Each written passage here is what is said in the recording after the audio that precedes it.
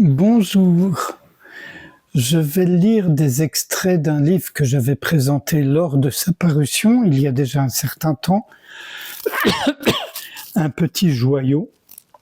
C'est ce livre-ci, L'essentiel de Maître Eckhart, 13 sermons traduits par Laurent Jouvet, aux éditions Almora, Poche. Il y a évidemment l'intégrale des sermons, traduits et commentés par Laurent Jouvet, pardon. C'en est un autre, Louis Jouvet. Désolé, Laurent. Et c'est un sermon qui, je crois, est très connu et tellement inspirant.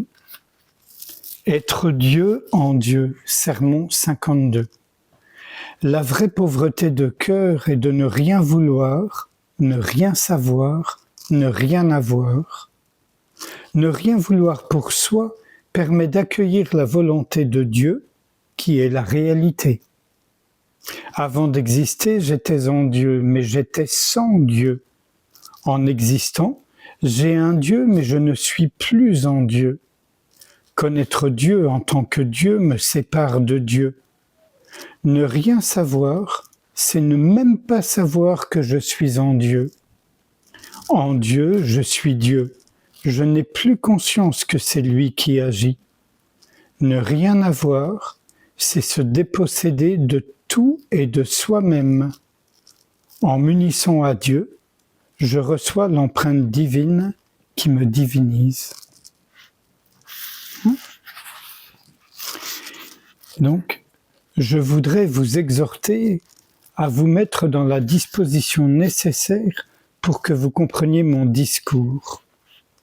Une personne pauvre en esprit est une personne qui ne veut rien, ne sait rien, ne possède rien. Ne rien vouloir. Beaucoup de gens ne comprennent pas bien ce que cela veut dire, car ils pratiquent des pénitences et des mortifications extérieures avec volontarisme et par vanité, afin que les gens les admirent. Que Dieu leur pardonne de comprendre si peu ce qu'est la vérité de Dieu. Extérieurement, par l'image qu'ils donnent, ils passent pour des saints, mais intérieurement, ce sont des ânes, car ils ne saisissent pas le sens de la vérité divine. J'espère qu'ils obtiendront le ciel, mais de la pauvreté dont je veux parler, ils ne comprennent rien du tout. Je vous passe des extraits qui précisent son propos de ne rien savoir. Une personne véritablement pauvre ne sait rien. L'âme doit aller jusqu'au point où elle ne sait même pas qu'elle vit en Dieu.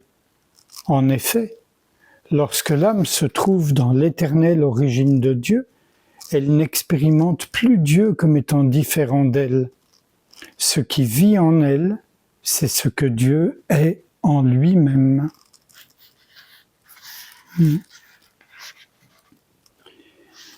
Les maîtres disent que Dieu est un être purement spirituel et omniscient.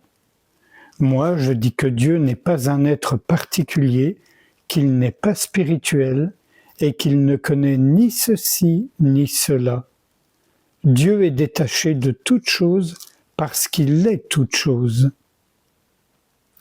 La personne qui veut être pauvre en esprit doit être pauvre de sa propre connaissance, afin qu'elle ne connaisse aucune chose, ni Dieu, ni créature, ni même soi-même.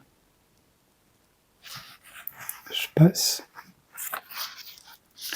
3. Ne rien avoir. Voici le troisième point. Une personne véritablement pauvre ne possède rien.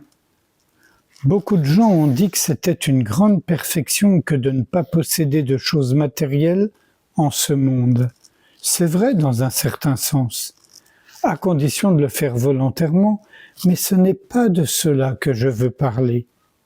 Écoutez-moi avec attention et sérieux. J'ai souvent dit, et de grands maîtres l'ont également dit, que la personne doit être détachée de toute chose et de toutes les œuvres, tant intérieures qu'extérieures, afin de devenir un lieu pour Dieu dans lequel il puisse désirer agir. Maintenant, je le dirais autrement. Admettons que la personne soit détachée de toutes les créatures, de Dieu et d'elle-même, mais qu'il demeure néanmoins en elle un lieu dans lequel Dieu puisse agir. Moi, je dis que tant qu'il y a un lieu comme cela dans l'âme, celle-ci n'est pas pauvre de cette dernière pauvreté. En effet, Dieu ne recherche pas qu'une personne possède un lieu dans lequel il pourrait agir. La véritable pauvreté en esprit se produit lorsque l'âme est tellement détachée de Dieu et de toutes ses œuvres que lorsque Dieu veut agir en elle, le seul lieu où il peut agir, c'est lui-même. Et un tout dernier petit extrait que je trouve très important. Si quelqu'un n'a pas compris ce sermon, qu'il n'encombre pas son cœur avec. En effet, tant que quelqu'un ne vit pas ce dont j'ai parlé, il ne peut pas le comprendre. C'est une vérité que je vous dévoile et qui sort directement du cœur de Dieu. Que Dieu nous aide à vivre de telle manière que nous puissions en faire l'expérience et que celle-ci nous garde dans l'éternité. Amen. Et sans réfléchir à ce qui vient d'être lu, même s'il peut y avoir des échos, je vous invite à ce qu'on passe un instant ensemble en silence, en étant pauvre autant qu'on le peut, donc sans s'impliquer dans les pensées, les sensations, les émotions, le chant du monde.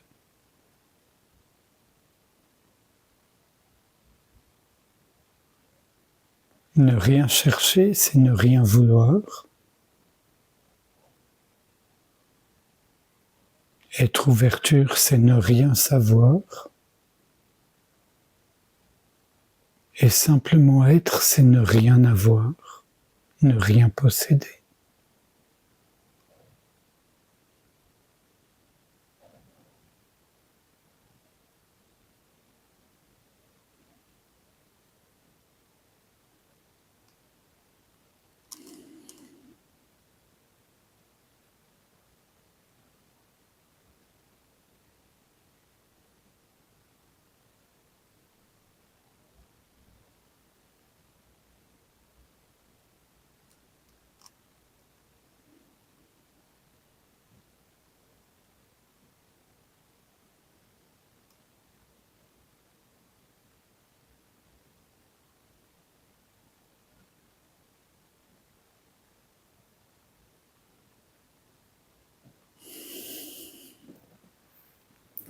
Je vous remercie.